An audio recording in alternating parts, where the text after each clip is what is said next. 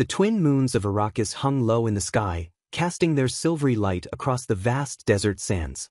Episode 6 of Dune, Prophecy, titled The High-Handed Enemy, promised a crescendo of power, betrayal, and destiny fulfilled. Yet, as the dust settled, what lingered wasn't awe, but the hollow ache of unmet expectations. From the very first scene, the weight of prophecy and impending war was palpable. Paul Atreides stood alone in the desert, his figure dwarfed by the endless dunes, his mind a battlefield of doubt and duty. The air around him seemed to hum with unseen power, as if the desert itself was waiting for him to decide his fate. Timothee Chalamet delivered a haunting performance here, his quiet intensity speaking volumes about the impossible choices before him. But even as Paul grappled with his inner turmoil, the narrative wasted no time plunging into chaos. The skies darkened as Harkonnen's ships descended, unleashing destruction upon the Freeman stronghold. What followed was a brutal and frenetic battle sequence, a clash of raw survival against technological might. The choreography was relentless, the stakes high, yet something crucial was missing.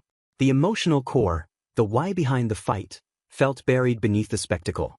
For all its visual splendor, the battle lacked the poetic gravity that has defined the Dune saga.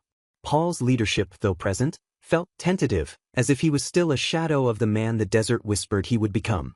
This was his moment to step into the role of Muad'Dib, the savior and warrior king, yet it passed with only flickers of that potential.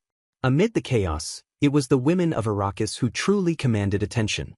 Jessica, ever the embodiment of grace under pressure, emerged as a force to be reckoned with. There's a pivotal scene where she risks everything to protect Paul, a moment that perfectly encapsulates her dual role as mother and strategist. Rebecca Ferguson's performance was magnetic, her portrayal of Jessica a masterclass in resilience and vulnerability. And then there was Chani. Zendaya brought an electric presence to the screen, her every word and movement laced with purpose. As Paul's confidant and critic, Chani voiced the frustrations that many of us felt. Her loyalty to the Freeman and her growing impatience with Paul's hesitancy added depth to a character who often feels underutilized. In this episode, she wasn't just Paul's love interest, she was his equal, his challenger, the desert's heartbeat personified. Of course, no Dune episode would be complete without the sinister brilliance of Baron Vladimir Harkonnen. The Baron moved through the episode like a spider weaving its web, his every action dripping with malice. His betrayal, a masterstroke of cruelty and cunning, should have been the crescendo of the episode. Yet, much like the battle, it felt rushed, robbed of the gravitas it deserved. As the episode drew to a close, the focus returned to Paul. His climactic decision, a choice that could reshape the destiny of Arrakis, should have been the emotional apex of the series. Instead, it landed with a thud, a moment of profound significance diluted by hurried execution. The cliffhanger left us dangling, not in breathless anticipation, but in quiet frustration. It's not that Episode 6 was without merit. The cinematography was as stunning as ever, capturing the harsh beauty of Arrakis with breathtaking precision. Hans Zimmer's score once again elevated every scene, a haunting symphony of tension and wonder. And the performances, particularly from Chalamet, Ferguson, and Zendaya, were undeniably strong. But the pacing, the pacing. It felt as if the episode was racing against time, cramming too much into too little space. The rich, layered storytelling that Dune fans crave was sacrificed for spectacle, leaving characters and themes underdeveloped. As the screen faded to black, one couldn't help but wonder what could have been. The seeds of greatness were there, the political intrigue, the moral dilemmas, the personal sacrifices.